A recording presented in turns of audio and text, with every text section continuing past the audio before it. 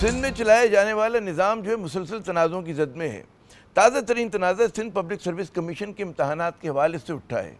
नाक़दीन ने इन इम्तहानात की शफाफियत पर सवालिया निशान उठाते हुए इल्ज़ाम आयद किया है कि इसमें बदनवानी और अक़रबा परवरी जो है वो आम है और सिर्फ सिफारिश पे आए हुए बासर अफराद से मुंसलिक उम्मीदवार ही जो हैं वो कामयाब हो पाते हैं।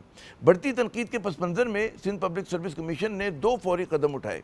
एक तो कमीशन ने वजाहती बयान जारी किया जिसमें कहा कि जी जो उम्मीदवार तहरीरी इम्तहान में कामयाब ना हो सके उनके नताइज से मुतालिक फ़ैसला जो है मुकम्मल तौर पर इम्तहान लेने वाले माहिरीन के इख्तियार में है और उसमें कमीशन के किरदार सिर्फ इंतज़ामी नौइयत का है।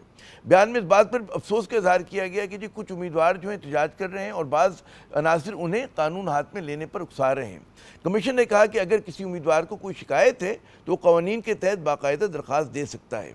चलें, बयान जारी करना तो समझ में आता है, लेकिन साथ ही कमीशन ने इंसदाद दहशत गर्दी और मुतनाज़ा पीका कवानीन के तहत 3 अफराद के खिलाफ जो है मुकदमा दर्ज करवा दिया। इनमें से एक तो अमरीका में मुकीम पाकिस्तानी सहाफ़ी और यूट्यूबर इम्तियाज़ चांडियो साहब हैं और बकिया 2 सोशल मीडिया एक्टिविस्ट हैं, फयाज़ हुसैन शर और रफ़ीउल्लाह कुरैशी साहब।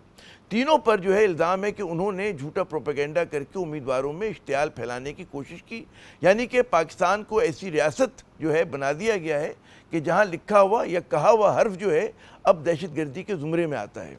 जो मुतनाज़ा कहते हैं ना तरीन पीका कानून का एक बड़ा फितरी सा जहरीला फल है।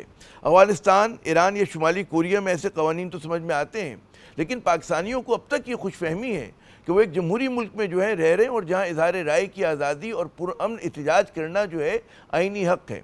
कमीशन बजाय मुतनाज़ा इम्तहानात पर तहक़ीक़ात का हुक्म देता वो पैगाम लाने वालों पर दहशतगर्दी का इल्ज़ाम लगा रहा है। ये पाकिस्तान किस तरफ जा रहा है? सिंध पब्लिक सर्विस कमीशन पहली मरतबा तनकीद की जद में नहीं आया। शहरी सिंध से ताल्लुक़ रखने वालों को तो कमीशन से अरसे से शिकायतें हैं, लेकिन अब देही सिंध से ताल्लुक़ रखने वाले पढ़े लिखे नौजवान भी मुबैना ये जो अक़रबा परवरी हो रही है और अदम शफाफियत है उस पर सवालिया निशान उठा रहे हैं। इंतज़ामी तौर पर सिंध हालिया चंद बरस में जो है मुसलसल बद से बदतर सूरत हाल का शिकार है। मैट्रिक के इम्तहानात हों या इंटर के, सब जो हैं तनाज़ों की जद में हैं। कभी एडमिट कार्ड तालिब इल्मों को वक्त पे नहीं मिलता और कभी जो है उन्हें सैकड़ों हज़ारों की तादाद में फ़ेल कर दिया जाता है, जिसकी अब एक ताज़ा तरीन मिसाल जो है सिंध पब्लिक सर्विस कमीशन बन गया है।